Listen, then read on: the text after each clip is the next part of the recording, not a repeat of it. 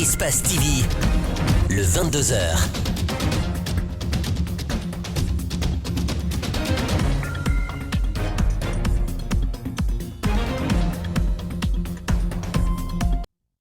Mesdames et messieurs, bonsoir. Merci de nous rejoindre dans cette édition d'information. Donc voici les principales articulations. Les frontières terrestres entre la Guinée et la Guinée-Bissau sont fermées, mais la coopération maritime continue. Ce matin, les deux pays ont entamé une rencontre portant sur la gestion intégrée des ressources naturelles et anneaux du bassin versant du Korubal ou Tominé. L'objectif est de valoriser les ressources en eau à travers des projets viables dans des domaines agricoles, élevage, pêche et hydroélectrique. Cela fait 9 mois, jour pour jour, que les détenus politiques sont incarcérés à la maison centrale de Conakry. Là-bas, plusieurs jeunes y sont.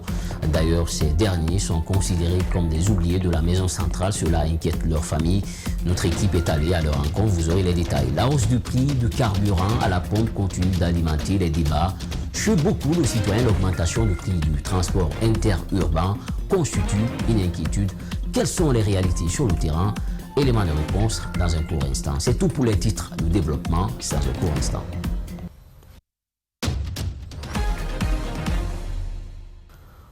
Pour une fois encore, bonsoir. Merci de nous rejoindre dans cette édition d'information. Les frontières terrestres entre la Guinée et la Guinée-Bissau sont fermées. Mais la coopération maritime continue. Ce matin, les deux pays ont entamé une rencontre portant sur la gestion intégrée des ressources naturelles en eau du bassin versant du Korubal ou Tominé. L'objectif est de valoriser les ressources en eau à travers des projets viables dans des domaines agricoles, élevage, pêche et hydroélectrique. Alceni Bari, Alceni Camara, reportage. Ce projet de valorisation du fleuve Korubal ou Tominé a été initié grâce à l'expertise de l'UCN avec un financement du Fonds pour l'environnement mondial à hauteur de 6 millions de dollars. À cette rencontre, il est question de formuler le document du projet du Korubal qui est partagé entre la Guinée-Bissau et la Guinée. Ce qu'on attend à la fin de ces travaux, c'est que donc le plan de rédaction du document de projet il est adopté, les grandes lignes, les objectifs et les résultats sont adoptés, les différents partenaires et leurs rôles respectifs sont connus et ces rôles définis. Le document sera soumis dans un délai de 6 mois et pourrait faire l'objet d'une adoption par la réunion du secrétariat exécutif du FEM. À moins d'une année, le projet pourra être mis en œuvre sur le terrain pour une durée de 4 ans.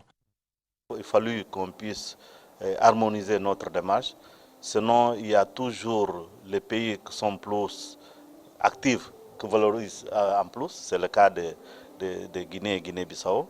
Il y a des valorisations déjà en termes d'irrigation, d'utilisation de l'eau dans l'agriculture, plus avancées en Guinée qu'en Guinée-Bissau. Même l'aspect de hydroélectrique, de barrages, bon, ça n'a pas encore été mis en valeur, mais la Guinée-Bissau projette construire une barrage hydroélectrique au niveau de Saltigno. Mais tout ça, c'est des choses qu'on doit faire en harmonie entre les deux pays. Les enjeux des prochaines décennies se feront autour de l'eau. Si on parle aujourd'hui de déplacés politiques ou économiques, on parlera de déplacés climatiques, entame le représentant du ministère de l'Environnement. Ainsi, ce projet va s'accentuer sur le domaine de l'agriculture, de l'élevage, la pêche et l'hydroélectrique. Sur ce bassin, les communautés vivant bénéficieront, lorsque la gestion est rationnelle, les ressources de la pêche, les projets qui peuvent être initiés le long du bassin dans le cadre du tourisme, dans le cadre de l'agriculture, de l'élevage. Cette rencontre va durer 3 jours et regroupe plusieurs cadres du gouvernement, des ONG et des consultants venus du Sénégal, de la Guinée-Bissau. Et puis, des femmes de Koya ont bénéficié de plusieurs hectares et des semences. Mercredi, c'est une initiative des femmes pour l'agriculture et l'autosuffisance en partenariat avec le gouvernement guinéen. Ce geste répond à la politique du président de la République qui consiste à favoriser l'autosuffisance et l'autonomisation des femmes dans le pays. Compte rendu donc signé Fatoumata Bintabari, Aboubakar Din Kamara. En milieu rural, on rencontre de plus en plus des femmes travailleuses qui font tout pour survivre. Mais éloignées de beaucoup d'aide, elles manquent de moyens et d'accompagnement. un véritable frein qui les empêche d'aller de l'avant. Mais depuis peu, des bonnes nouvelles commencent à venir car ces femmes pour l'agriculture et l'autosuffisance viennent au secours en offrant des intrants, donnant des terres cultivables et des semences aux femmes de Koya. Cette initiative va permettre de favoriser l'autonomisation des bénéficiaires et promouvoir l'autosuffisance alimentaire en milieu rural. Nous avons le bureau exécutif qui a mis en place cette idée pour qu'on puisse rentrer au fin fond de la Guinée, essayer de motiver les femmes, les aider. Ce don s'inscrit dans le cadre de la mise en œuvre de la politique du président de la République qui priorise les femmes et les enfants. C'est la suite logique de ce qu'il a eu à dire, à promettre. Donc nous sommes là, c'est pourquoi vous nous voyez aujourd'hui auprès de ces femmes qui ont déjà fait les premières cultures et nous sommes là aujourd'hui encore pour les encourager, pour dire que le chef de l'État tient à réaliser ses promesses auprès des femmes. Venu représenter le chef de l'État à cette cérémonie, le ministre d'État, secrétaire général et porte-parole de la présidence. Pour soutenir l'initiative du président en apportant le peu que nous pouvons apporter, en partenariat avec certaines entreprises qui nous ont aidés à collecter de l'engrais, des semences pour mettre à la disposition des groupements féminins de Fanyé aujourd'hui dans Mafereya. Et donc le but est que chacun peut faire un peu pour que l'agriculture de notre pays marche vers l'autosuffisance, réduise les importations et distribue la richesse aux plus pauvres d'entre nous, surtout les femmes et les jeunes en milieu rural. Ces dons ne sont pas une première. Pour preuve, celles-ci ont déjà cultivé plusieurs hectares dans différentes localités de Koya. Heureuses de les recevoir à nouveau, les femmes remercient le professeur Alpha Condé.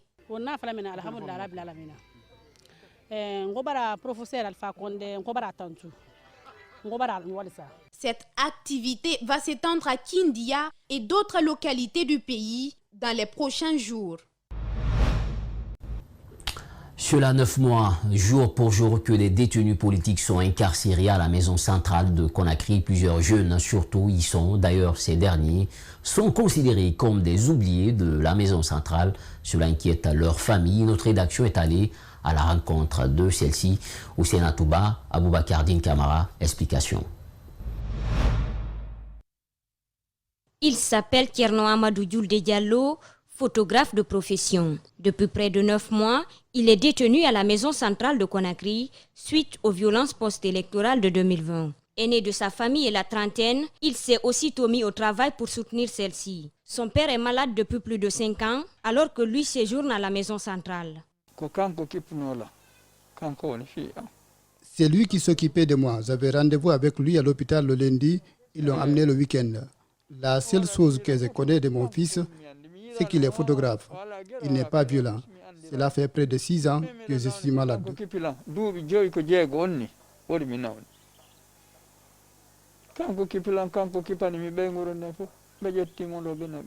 Sa mère est la seule qui a aujourd'hui la capacité physique de rendre visite à son fils. Elle explique son quotidien. Quand je pars, on m'empêche parfois de le voir. C'est mon fils aîné, son père est malade. Durant 9 mois, je suis la seule qui a la charge de la famille. Tout repose sur moi. Il faut que je m'occupe de mon fils. Depuis la libération conditionnelle des cadres de l'opposition, Tierno Amadou Djoulde Diallo et d'autres détenus sont vus comme des oubliés de la maison centrale. Inquiets du sort de leurs enfants, les parents de Djoulde demandent de l'aide. Je demande l'aide des avocats et du président pour sa libération. Je demande pardon au président Alpha Condé.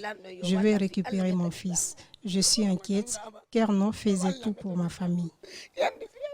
Il faut rappeler que Tierno Amadou Djoulde Diallo n'est pas le seul dans cette situation. Depuis leur incarcération, ils attendent toujours leur procès en vue d'être situés sur leur sort. Parlons à présent de l'insalubrité dans cette édition d'information. Vous le constatez, sans doute des efforts ont été fournis ça et là, mais les défis sont encore énormes.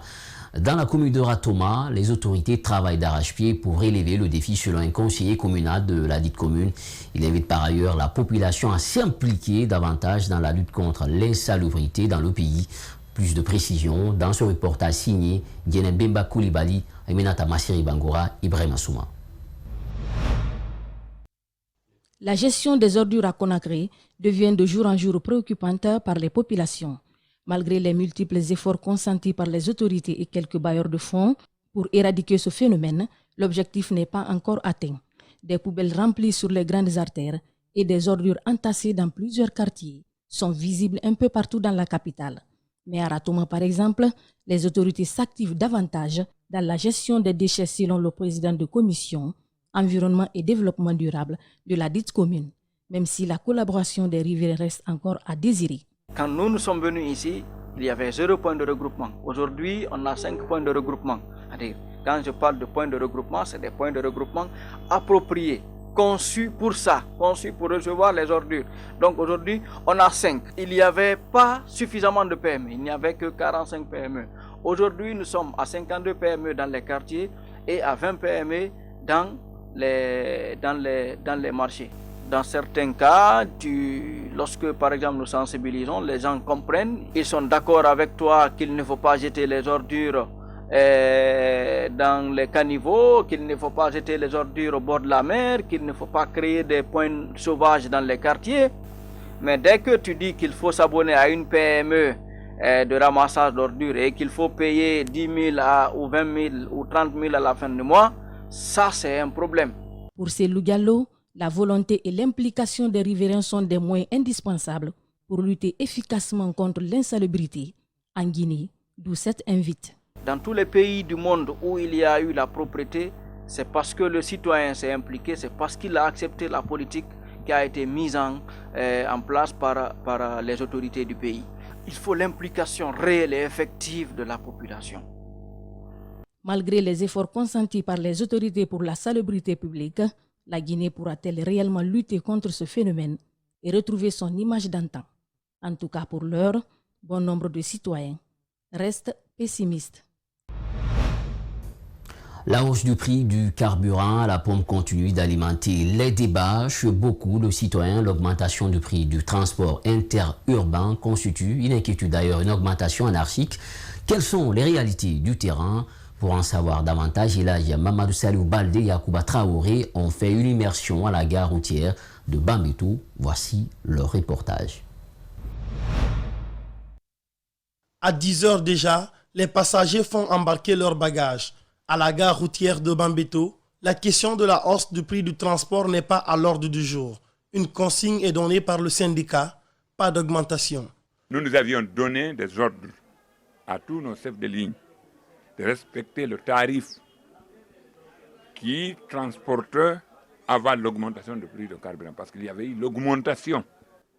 Oumar Hagiri Naba est chef de ligne entre Conakry et Télémilé. De son côté, sa préoccupation est ailleurs. Avant d'atteindre le barrage de Swapiti, les chauffeurs doivent dépasser un minimum de 8 barrages installés par des gendarmes. Et la raquette est une règle. C'est pourquoi le chef de ligne invite l'État à remédier à cela. Passant par Bangoya, Kunkure. Mais où dit on barrage fermé.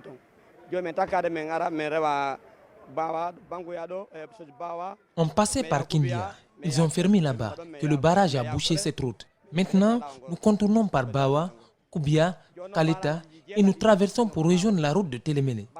Il y a 8 barrages sur cette route. Le premier barrage se trouve à Koubia. Nous payons là-bas 20 000. Et le reste des barrages, nous payons 10 000 francs. À cela s'ajoute la hausse du prix du carburant.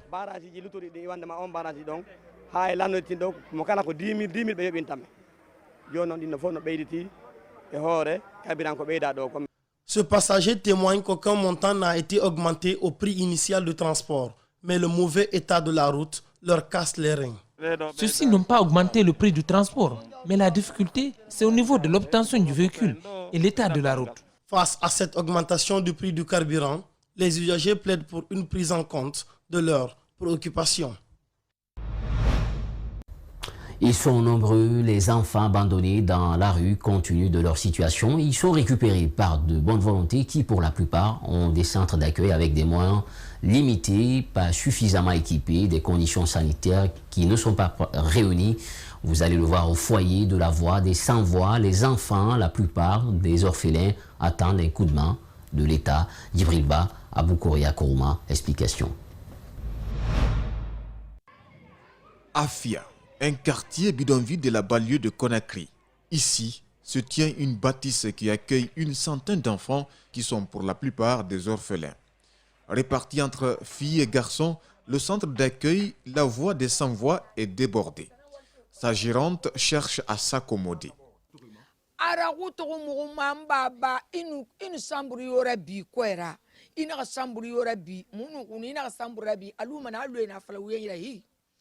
On est vraiment coincé. La chaleur dans les chambres est insupportable. Mes ventilateurs ne sont pas bons. Nous n'avons pas suffisamment de lits. C'est grâce à une association féminine que nous avons ces lits que vous voyez. On n'oublie pas aussi notre frère Boba.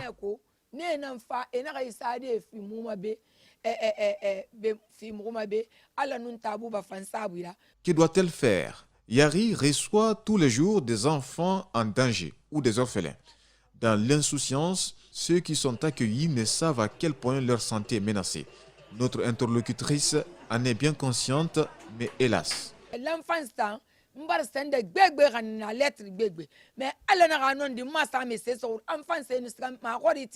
J'ai plusieurs fois déposé des requêtes à la Direction nationale de l'enfance.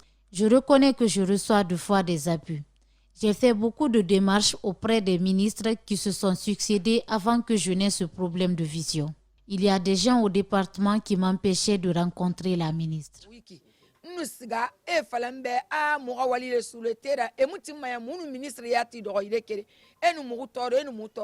À l'approche des grandes pluies, Yari implore la clémence du Seigneur. Mort dans l'âme, elle sait que son foyer n'est pas à l'abri des intempéries. Toutefois, elle attend un coup de main comme celui de l'année dernière.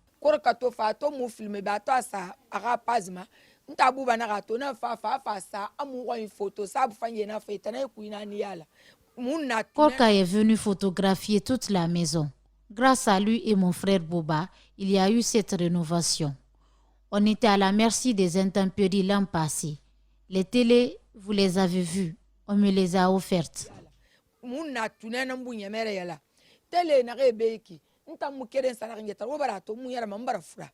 La famille étant la cellule fondamentale de la société et l'environnement naturel pour la croissance, le bien-être et la protection des enfants, les efforts doivent d'abord être orientés vers le maintien ou le retour de l'enfant à ses parents biologiques ou, dans la mesure du possible, aux autres membres de sa famille.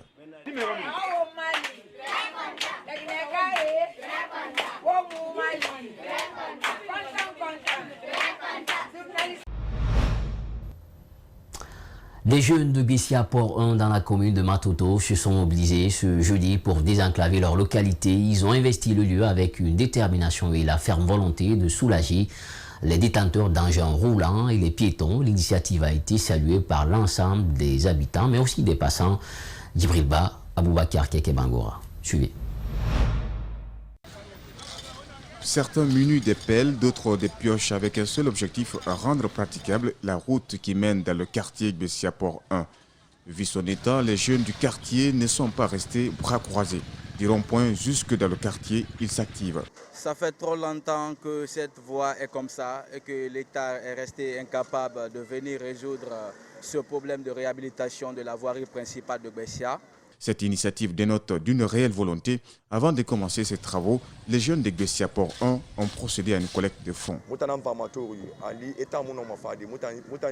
On n'a pas voulu attendre l'État. On a pris notre propre initiative. On s'est mobilisé juste pour soulager les habitants et les passants. C'est une première. Auparavant, ces jeunes ont lancé une campagne d'assainissement dans le quartier, sans oublier des actes de bienfaisance pour leur mosquée. Ces jeunes sont capables. Toute initiative venant de notre mosquée, ils sont devant. Aujourd'hui, ils désenclavent notre route. Je suis contente. Les habitants sont bluffés. Ces simples gestes, selon eux, augurent de bonnes choses pour le quartier Bessia Port 1.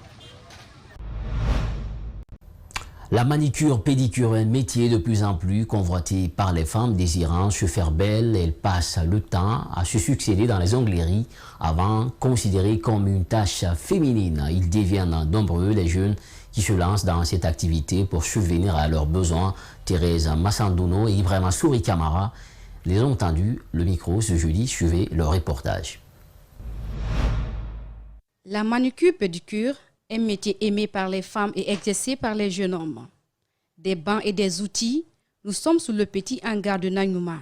Ici, ces binômes de la trentaine, passionnés par le métier, font tout pour satisfaire leurs clientes.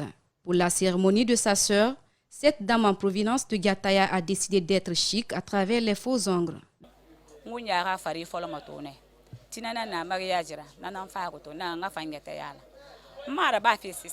Ma soeur se marie demain.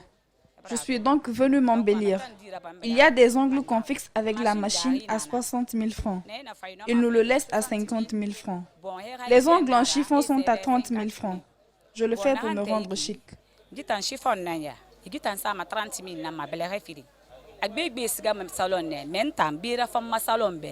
Comme tout travail, la manucure-pédicure aussi a des procédures à respecter pour aboutir à un bon résultat. Elle vient, je prends le lime d'abord. Après, quand je finis là-bas, on fixe les ongles. Tu vois, quand on finit de fixer, je nettoie proprement, quoi. Tu vois, non? Après, on met le couleur. Quand on finit de mettre le couleur, maintenant, on t'assoit, après, ça reste verni. On prend le vernis, maintenant, on met dedans. De par cette beauté et la joie qu'il procure aux clientes, les travailleurs font actuellement face à un problème dû à la rareté de la clientèle. Un fait qui s'expliquerait par la situation sanitaire due à la présence de la COVID-19 dans le pays. Quand un client il vient, deux fois, il vient pour baptême, fin de mois, anniversaire, tu vois, non? Mais à l'heure là, actuellement, elle ne vient pas. Parce que l'événement là, c'est interdit. Quand une boîte ouvre, à l'heure là, on va travailler. Mais quand il n'ouvre pas, là-bas, c'est fermé. Le client ne vient pas ici. Ces jeunes qui refusent de croiser les bras autour du thé sollicitent l'allègement des activités culturelles pour reprendre le boulot qu'ils apprécient tant. Il est jeune, dynamique et disponible pour son activité. Mamadou Tahirou Diallo, apprenti dans un atelier avec ses collègues, exerce ce métier depuis plus de 10 ans. Dina Bangora, Kadiatou Elisabeth Sidibé, Ibrahima Souri Kamara ont fait une immersion dans cet atelier. Suivez le reportage. Pendant que certains jeunes se plaignent du taux de chômage élevé dans le pays, à Simbaya, gare dans la commune de Ratoma, Mamadou Tahirou Diallo, comme beaucoup d'autres jeunes, refuse de croiser les bras et attendre l'aide de l'État. Ici, durant toute la journée, le jeune Tahirou travaille avec le fer pour chercher de quoi nourrir sa famille. Dans notre atelier, le travail c'est un peu dur, mais comme vous voyez, il y a trop de chômage dans le pays. Actuellement, on vient se débrouiller ici pour au moins gagner notre petit pain. Faire tout pour ne rien attendre de l'État, c'est la philosophie des Tahirou qui manque néanmoins d'accompagnement et d'outils comme des guillotines, des chalumeaux et une bonne toiture pour mieux exercer cette tâche physique. Vous voyez, nous travaillons physiquement, comme c'est passé devant vous ici. Nous utilisons aussi le courant électrique pour couper ceux-là, les tuyaux là. Après on redresse. Seulement on n'a pas des matériaux électroniques, vous voyez, des machines à couper. Tahirou Diallo affirme qu'en cette période de saison pluvieuse, la clientèle est réduite. Quelquefois, quand il pleut, lui et ses collègues sont obligés de tout stopper. Il y a des jours qui sont passés ici, la pluie il y avait des pluies torrentielles qui ne cessaient pas de venir. En ce moment, nous ne pouvons pas travailler. Nous sommes en manque de toiture aussi. Il n'y a pas de toit, c'est un peu restreint, quoi. Nous ne pouvons pas travailler tous ici. Si la pluie vient, des fois, on est obligé de nous reposer ce jour-là. Un petit coup de pouce pourrait faciliter la tâche au jeune Tahirou qui a choisi d'apprendre un métier au lieu de se lancer dans la délinquance ou le périlleux chemin de la migration irrégulière. La Sotrac a officiellement lancé ce jeudi des journées de sensibilisation sur le long de la voie ferrée Kamsar-Tanene.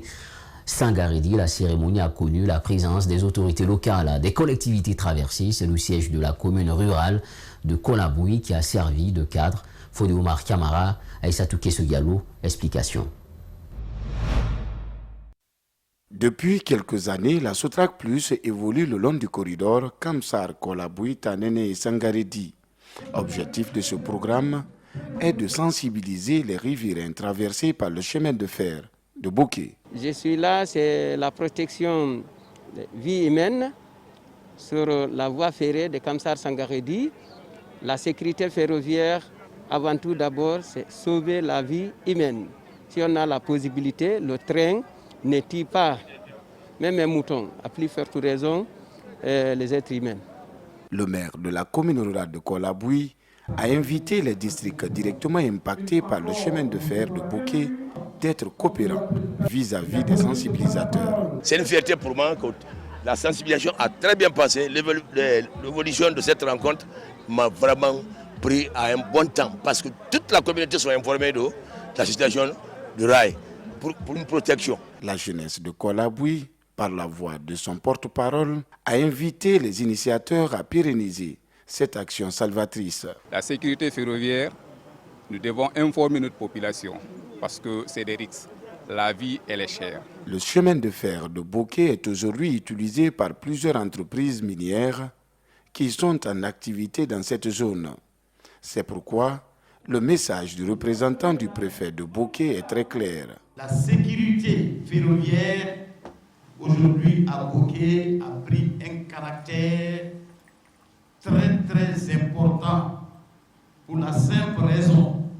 Si hier, il vous souviendra, c'était la CDG qui était la seule compagnie qui avait un train qui faisait Sangaré-Kamsar. Aujourd'hui, nous avions plus de 5 sociétés qui vont utiliser ce chemin de fer. La Sotrac Plus a pour mission principale la prévention, la surveillance et l'entretien des installations du chemin de fer de la CBG et ses abords. Ce jeudi 5 août est la date d'anniversaire de l'an 2 de la LONAGUI. Elle a profité de cette occasion pour émettre un chèque de 440 millions de francs guinéens aux fidèles parieurs de tickets gagnants sur le YellowBet, l'entreprise qui fait le jeu en ligne. La remise est faite devant les travailleurs de la LONAGUI. Marissa Kamara et Lamine Silla étaient de la partie. Vous aurez la suite dans nos prochaines éditions. Coup de tonnerre, Lionel Messi ne prolongera pas au FC Barcelone. L'histoire d'amour entre Lionel Messi et le FC Barcelone est bel et bien terminée, alors que le club catalan était censé annoncer ce jeudi la prolongation de son attaquant vedette dont le contrat avait expiré le 30 juin. Des rumeurs évoquant un impensable revirement sont apparues ces dernières minutes et les Blaugrana ont finalement publié un communiqué entérinant le départ de la Pulga. C'est la fin de cette édition d'information. Merci à tous et à tous de l'avoir suivi. À la régie, avec Cheikh Oumar Kaba. On n'oublie pas Boubacar Foté Souma. À la réalisation, Alcénie Bari et Djibril Ba. Portez-vous bien, où que vous soyez. Surtout, restez avec Espace TV, car le meilleur reste à venir. Au revoir.